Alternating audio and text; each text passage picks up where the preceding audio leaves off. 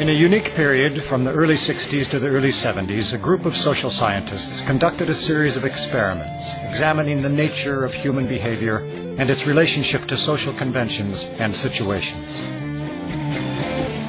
In this setting, I allow things to be done to me that I wouldn't allow in any other context. The dentist is about to put an electric drill into my mouth.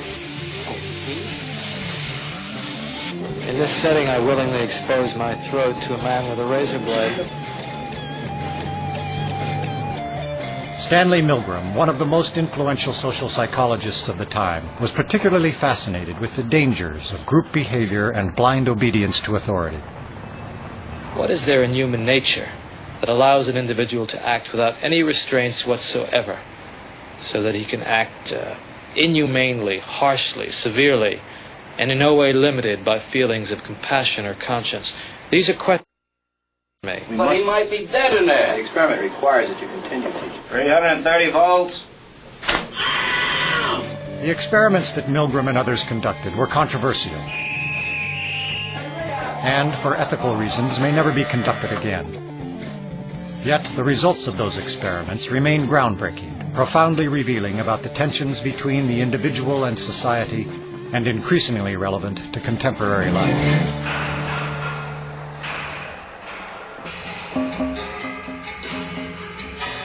In 1962, Stanley Milgram shocked the world with his study on obedience.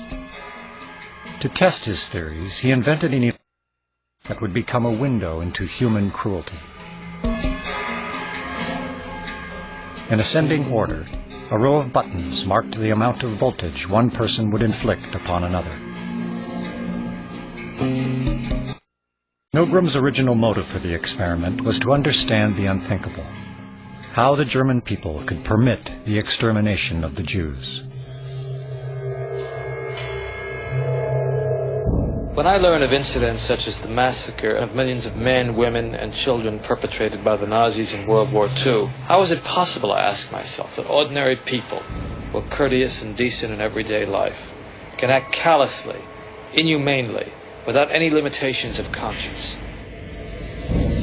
Now, there are some studies in my discipline, social psychology, that seem to provide a clue to this question.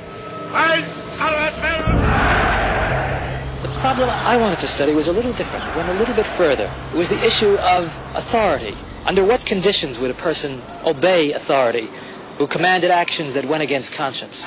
These are exactly the questions that I wanted to investigate at Yale University. It is May 1962. An experiment is being conducted in the Elegant Interaction Laboratory at Yale University.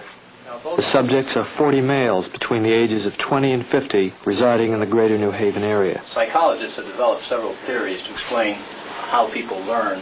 One theory is that people learn things correctly whenever they get punished for making a mistake. 40 years later, Milgram's infamous experiment, obedience, is still taught in classrooms around the world. Would you open those and tell me which of you is which, please? Teacher. Learn. All right, now the next thing we'll have to do is set the learner up so that he can get some sort of punishment. What inspired Milgram, I would say there were a number of factors. One of them is he was very ambitious. He wanted to make a mark in social psychology. And he wanted, as he wrote to one friend, he wanted to come up with the boldest experiment that he could think of. Would you roll up your right sleeve, please? This electrode is connected to the shock generator in the next room. And this electrode paste is to provide a good contact to avoid any blister or burn. Do you have any questions now before we go into the next room? About 2 years ago, I was at the Veterans Hospital in West Haven. Mm-hmm. And while there, they detected a heart condition. There's nothing serious, but as long as I'm having these shocks, how strong are they? How dangerous are they? Well, no, although they may be painful, they're not dangerous. Mm-hmm. Anything else? No, that's all. All right, teacher, would you take the test and be seated in front of the shock generator, please, in the next room? But the experiment was rigged. The victim was an accomplice of the experiment. The victim, according to plan, provided many wrong answers. His verbal responses were standardized on tape, and each protest was coordinated to a particular voltage level on the shock generator. Now, as teacher, you were seated in front of this impressive-looking instrument, the shock generator.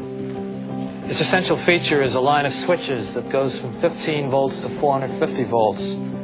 and a set of verbal designations that goes from slight shock to moderate shock, strong shock, very strong shock, intense shock, extreme intensity shock, and finally XXX, danger severe shock. Your job, the experimenter explains to you, is a word pair test. If he gets each answer correctly, fine, you move on to the next pair. But if he makes a mistake, you are instructed to give him an electric shock, starting with 15 volts. And you increase the shock one step on each error. Incorrect. You'll now get a shock of 105. Hard head. Just how far can you go in this thing? As far as is necessary. What do you mean as far as is necessary? Milgram was very much aware that obedience is a necessary ingredient for society to function, but he focused on the darker side of obedience. Incorrect. 150 volts. Sad face. Wait a minute. That's all. Get me out of here. I told you I had heart trouble. My heart's starting to bother me now. It's absolutely essential that you continue. You got no other choice, teacher. Oh, I have a lot of choices. My number one choice is that I wouldn't go on if I thought he was being harmed. Now this man makes disobedience seem a very rational and simple deed. Now other subjects respond quite differently to the experimenter's authority. Wrong. It's hair. 75 volts, Jim. Please continue. Some psychologists were troubled by the ethics of it. Many, if not most subjects, found it a highly stressful, conflicted experience. People are stammering, stuttering, laughing hysterically and inappropriately. 150 volts. Experimenter. That's all. Get me out of here. I told you I had heart trouble. My heart's starting to bother me now. Get me out of here, please. Let me out of here. You have no right to keep me here. Let me out. Let me out of here. Let me out. Continue, please. Let me out of here. My heart's bothering me. Let Go me on. out. Let me out. Clearly, when we say people went to the top of the chalkboard, it wasn't like they were going blithely, sadistically. People went stop and go, stop and go. They were in a state of conflict, which created a tremendous amount of stress. So that was the main critique. This will be at 3:30.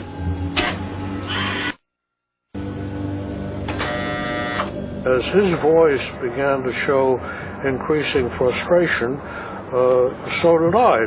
And I was really in a state of real conflict and agitation. One of Stanley Milgram's basic contributions was that you don't ask people what they would do given this hypothetical situation.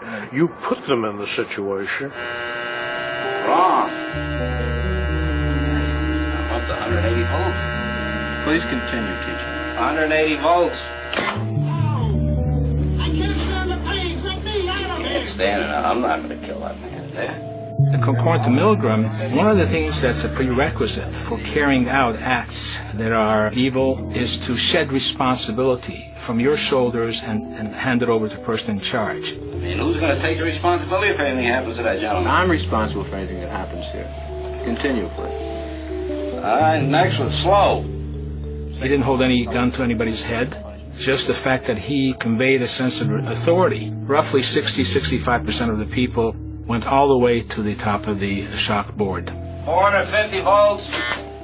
That's it. Now continue using the last switch on the board, please. The 450 switch for each wrong answer. Continue, please. I'm not getting no answer. Don't the man's health mean anything? Whether the learner likes it or not, we But must... he might be dead in there. Milgram made the point, I think very effectively, that the Nazis weren't all a bunch of psychopaths at Belsen and Dachau. Half a death camp from the middle class in New Haven. Well, who was actually pushing the switch? I was. But he kept insisting. I told him no, but he said he's got to keep going.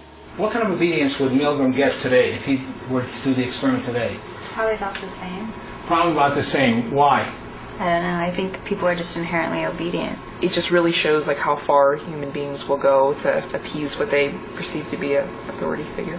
Milgram has identified one of the constants, one of the universals of social behavior. The readiness to obey authority cuts across time. It's a constant. The other outstanding and distinctive thing about the obedience experiment is how much it has and keeps on permeating contemporary culture and thought. It's still with us in very, very important ways.